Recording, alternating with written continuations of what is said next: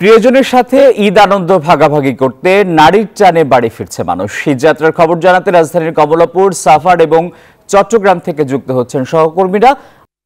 আপনাকে আমরা দেখানোর চেষ্টা করছি। দেখতে পাচ্ছেন যে ঘরমুখো মানুষ যারা আছে তারা আজকে বন্ধ হবে, কিন্তু আগে ভাগে তারা বাড়িতে চলে যাচ্ছেন। যারা আগে টিকিট কেটেছেন তারা বাড়িতে যাচ্ছে আমরা দেখতে পাচ্ছি। যেহেতু গতকাল থেকে এই যাত্রা শুরু হয়েছে, অগ্রিম যারা টিকিট কেটেছে তারা আমরা দেখেছি গতকালও তারা গেছেন।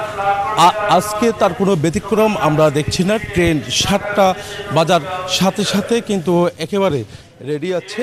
তো 1 থেকে 2 মিনিটের মধ্যে এই সুবর্ণ এক্সপ্রেস ছেড়ে যাবে। এরপরে 7:30টায়, 8টায়, এরপরে 9টায় 1 ঘন্টা পর পর একটি ট্রেন তারা রেখেছেন। যেহেতু ঈদ যাত্রায় স্পেশাল ট্রেন আছে, 6টি ট্রেন আছে, 3 জোড়া ট্রেন। এবার এই কারণে যারা ঘরমুখো মানুষ তাদের কোনো সমস্যা আমরা দেখছি না। যারা ঘরমুখো মানুষ তাদের যে আমরা দেখছি তারা প্রতিবারের মতো এবারে তার কোনো ব্যতিক্রম না, দ্রুত সময়ের মধ্যে বাড়ি ফিরতে পারছে। তবে শিডিউল বিপর্যয় একটা বড় সমস্যা হয়, কিন্তু এবার সকাল থেকে গতকাল থেকে আমরা তেমন শিডিউল বিপর্যয় আমরা দেখিনি।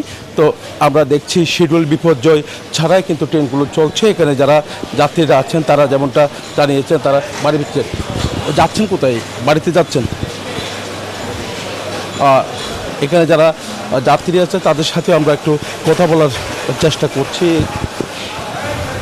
দেখতে পাচ্ছেন এখানে একেবারে সবাই প্রস্তুত, তারা সবাই বাড়িতে যাচ্ছে আগে বাকি ঈদ করার জন্য, প্রিয়জনদের সাথে ঈদ করার জন্য তারা বাড়ি যাচ্ছে। আমরা একটু কথা বলতে যাচ্ছি। কোনো যাত্রায় কোনো সমস্যা আছে? না, সমস্যা নেই। পরিবারের সাথে ঈদ করার জন্য আগে ভাগে যাচ্ছেন? জি, আগে ভাগে যাচ্ছি আমরা। কেমন ঈদ কাটাবেন বলে মনে করছেন? আশা করি ঈদ ভালোই কাটাবো, পরিবারের সাথে ঈদ কাটাবো। রক্তের টানে বাড়িতে যাচ্ছি আমরা।